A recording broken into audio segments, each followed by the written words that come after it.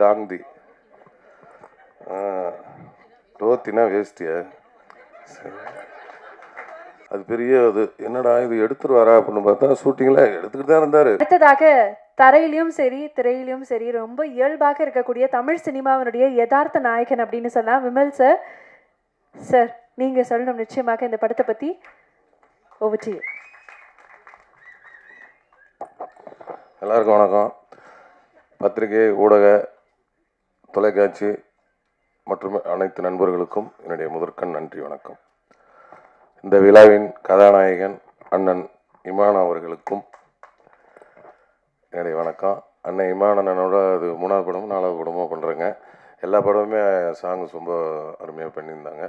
எல்லா படமே ஹிட்டு படம் வேறு.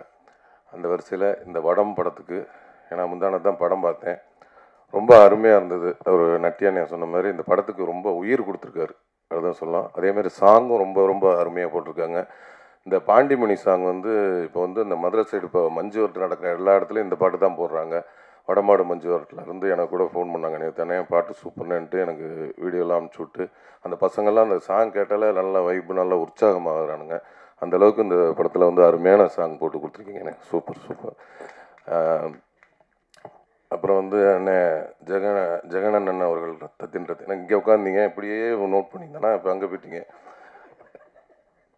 என் ரத்தன் ஜெகன் அண்ணன் என்றைக்குமே சிரிச்ச முகத்தோட என்னை அன்பாக அரவணைக்கிறதுல, நான் கீழே இருந்தாலும் சரி, தோன்று இருந்தாலும் சரி, சந்தோஷமாக இருந்தாலும் சரி, என்றைக்கும் என்னை ஒரே மாதிரி பார்க்குறேன், ஒரே மாதிரி நேசிக்கிற ஆள் எங்கள் அண்ணன் அன்பண்ணன். அப்புறம் மூர்த்தி அண்ணன் சொன்னார், இந்த படத்தில் நல்லா மாசாக நடிச்சிருக்கீங்க, அடுத்து மாஸ் ஹீரோன்னு. எனக்கு மாஸ் ஹீரோலாம் வேணாம், நல்ல மனசுள்ள ஹீரோவாக இருந்தால் போதும். ஏன்னா என் சக்தி என்னன்னு எனக்கு தெரியும். அதனால் ஆண்டவன் வந்து இந்த அளவுக்கு வச்சுருந்தாலே எனக்கு போதும். நம்மளை நம்பி பணம் போடுற தயாரிப்பாளருக்கு நல்ல 4 காசு லாபத்தை கொடுத்தா போதும். அந்தளவுக்கு என்னை ஆண்டவன் சிந்தனை போதும். அப்புறம் வந்து என் அன்பு பங்காளி சரவண சக்தி பங்காளி, அவரோட நிறைய படம் நடிச்சிருக்கேன். அந்த வருஷத்தில் இந்த படமும் ரொம்ப அருமையாக பண்ணியிருக்கிறாங்க. அப்புறம் வந்து ஏன்னா ஆர்டர் கட் ஆகிடும், அதுக்காக தான் இங்கிட்டிருந்து இப்படி வரேன். இப்போ எங்கள் ஆர்ட் டைரக்டர் அண்ணன் ரொம்ப அருமையாக இந்த படத்தில் வந்து எங்கள் ஸ்பாட்டில் பார்த்தா எதையாவது தூக்கிக்கிட்டு எதாவது ஒன்று பண்ணிக்கிட்டே தான் இருப்பார். இந்த அளவுக்கு இயல்பாக வந்து ரொம்ப ஏன்னா டைரக்டரோட நண்பர் அப்படின்றதுனால எந்த ஒரு ஈகம் எல்லாமே இது என்ன ஆர்ட் டைரக்டர் நானாக செய்யணும், அசிஸ்டண்ட் தான் செய்யணும்லாம் கிடையாது. இல்லை, எந்த வேலையாக இருந்தாலும் இறங்கி செய்வார். அந்தளவுக்கு ஒரு பிரமாதமான ஒரு ஆர்ட் டைரக்டர். அப்புறம் வந்து எல்லோரும் சொன்ன மாதிரி மாஸ்டர் முருகன் மாஸ்டர் அவர்கள் என்னை வந்து ரொம்ப அருமையாக, நான் அவ்வளோ ஃபைட்டு போட்டிருக்கேன், ஆனால் வந்து எனக்கு ஒரு ஸ்டெயின் கூட தெரியல, ஒரு ஃபைட்டு பண்ண மாதிரியே தெரியல. அந்தளவுக்கு ஒரு ஒரு குழந்தைகிட்ட வேலை வாங்குற மாதிரி தான் வாங்கினார். ரொம்ப இயல்பாக வாங்கினார். சூப்பராகவும் பண்ணியிருக்கேன். நல்லா பண்ணனா மாஸ்டர்? ரொம்ப சூப்பர். என்னை ரொம்ப நல்லா பண்ண வச்சதுக்கு உங்களுக்கு ரொம்ப நன்றி மாஸ்டர். ஆமாம். அதுக்கப்புறம் இங்கே அந்த மற்றும் எல்லாம் அமர்ந்து, ஏன்னா அவங்க நிறைய பேர்த்தோட எனக்கு காம்பினேஷன்லாம் இல்லை, இருந்தாலும் அவங்க எல்லாத்துக்கும் என்னுடைய வாழ்த்துக்கள். அப்புறம் காஸ்டியூம் டிசைனர் டோத்தி, உங்கள் வாயிலே நுழையாது உங்கள் பேர், டாங்தி டோத்தினா வேஸ்டியா? டோரத்தி அவர்கள் காஸ்டியூம். இந்த படத்தில் வந்து என்ன வழக்கம் போல் வேட்டி சட்டை தான் போட்டிருப்பேன், இருந்தாலும் அந்த டிசைன் பண்ணி கொடுத்தது இவங்க தான். இன்னைக்கு போட்டிருக்கு, ஆனால் வேட்டியும் பனியன் மட்டும் இவங்க, கீழே பேண்ட் வந்து எங்கள் வீட்டுக்காரம்மா, அவங்க செலெக்ஷன். அவங்க கோச்சுக்கான்னு சொல்ல, உண்மையிலே தான் சொல்கிறேன். அப்புறம் வந்து உங்களுக்கு கதாநாயகி சனாஸ்கா, பெரிய டாஸ்காக இருக்குது உங்கள் பேரெல்லாம் கூப்பிடுறது. சனாஸ்கா அவர்கள் ரொம்ப இயல்பாக நடிச்சிருந்தாங்க. ஏன்னா நிறைய எனக்கு அவங்க இந்த மாடு, எனக்கு தம்பி பாலசரவணன் அவர்கள் எல்லாத்துக்கும் எங்கள் அலுவலகத்துக்கும் இந்த மாடோட தான் பெரிய டாஸ்காக இருக்கும். அதுமாதிரி வந்து அந்த பாண்டிமணிங்கிற மாடு, அவங்க இன்னைக்கு கால் செட் இல்லைன்னா அவங்களும் இன்றைக்கி வந்திருப்பாங்க. அவங்க வந்து இன்றைக்கி வடமாடு மஞ்சுவரத்தில் இருக்கிறாங்க, அதனால் இன்றைக்கி வர முடியல. 6ஆம் தேதி மதுரைக்கு கால் சீட்டு கொடுத்துருக்காரு பாண்டிமணி, அதனால் அங்கே வந்துடுவார். அதனால் அங்கே அவரை பார்த்துக்குவோம். அதனால் எங்களுக்கு காம்பினேஷன் ரொம்ப அருமையாக பண்ணியிருந்தாங்க. நட்டியானே சொன்ன மாதிரி இந்த இன்ட்ரோல் பிளாக்கில் ஒரு கதை காமிச்சிருக்கிறாங்க.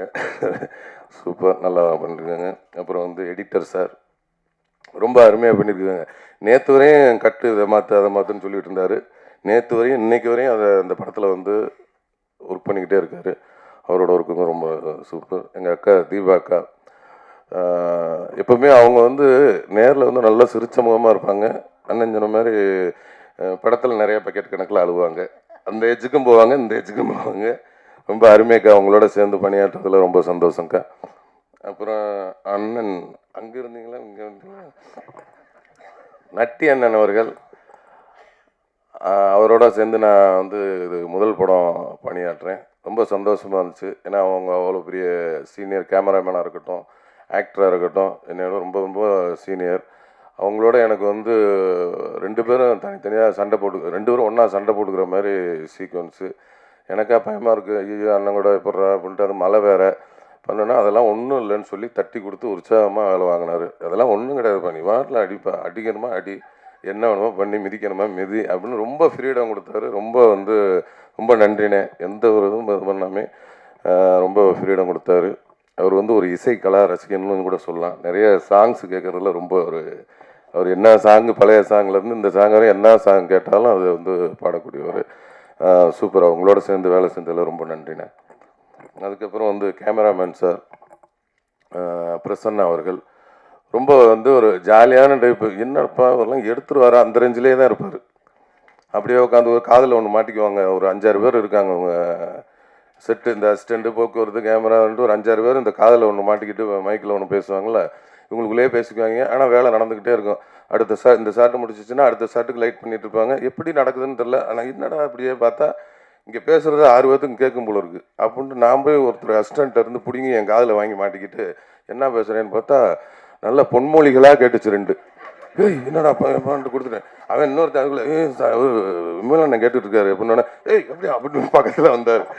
ஏப்பா அப்படி தான் பேசிக்குவீங்களா? ஐயா இல்லைன்னா ஜாலியாக பேசிக்குவேன் அப்படின்ட்டு. ஏன்னா அவங்க 6 பேரும் ஃப்ரெண்ட்ஸு போல இருக்குது. ஏன்னா ஃப்ரெண்ட்ஸ் இல்லைன்னா இந்த மாதிரி பேசுனதுக்கெல்லாம் வேலையை விட்டு ஓடிடுவாங்க.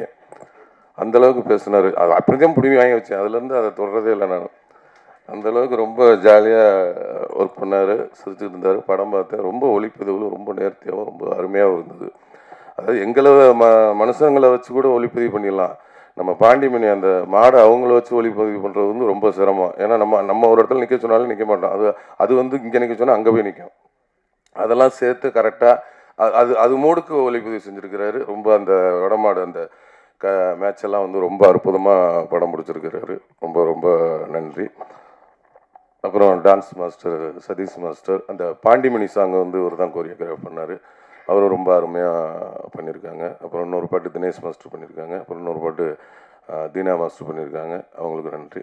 அப்புறம் இன்றைக்கி வந்து இந்த விழாவுக்கு வர முடியாத ஒரு பாலசரவணன் தம்பி, அவங்க வந்து இன்றைக்கி வர முடியல, தாய் கிழவி ரிலீஸ்னால அங்கே மதுரைக்கு போயிருக்கிறாங்க. அதனால் இன்றைக்கி வர முடியல.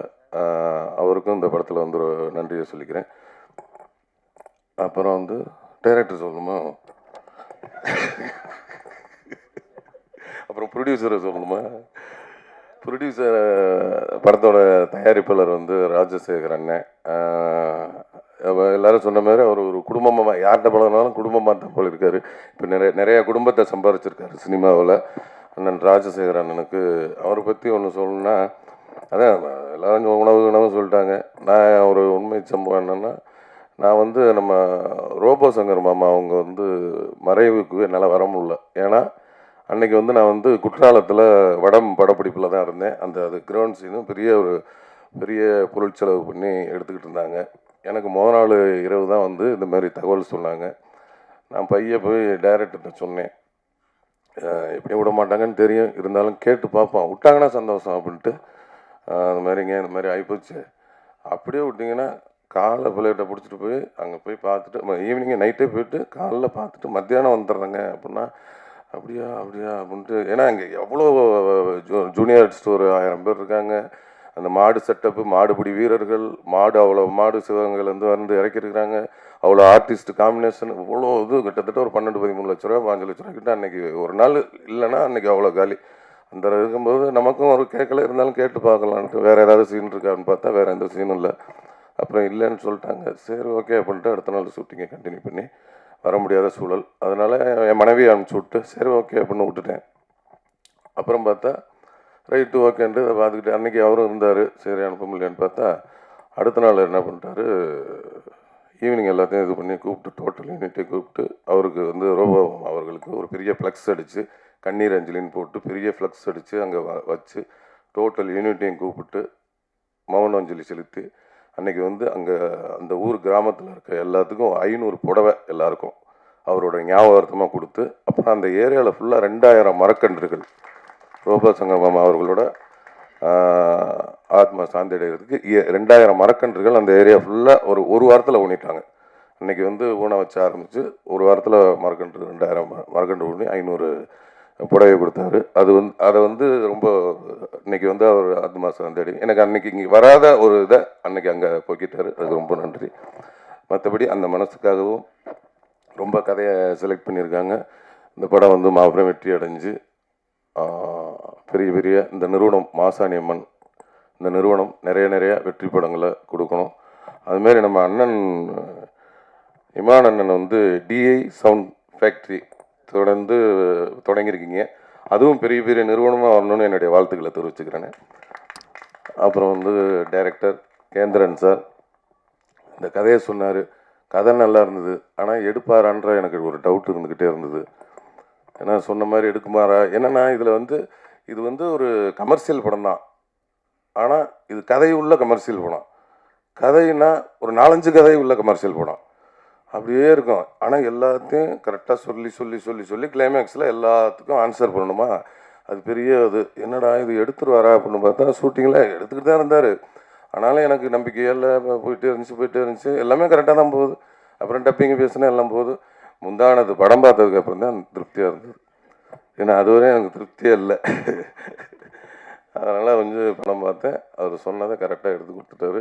அண்ணனோட இசையும் ரொம்ப இதாக இருக்குது. இது இனிமேல் வந்து இந்த படம் வந்து மீடியாக்களாக நீங்கள் மக்கள்கிட்ட வந்து ரொம்ப சப்போர்ட் பண்ணுவீங்கன்னு நினைக்கிறேன்.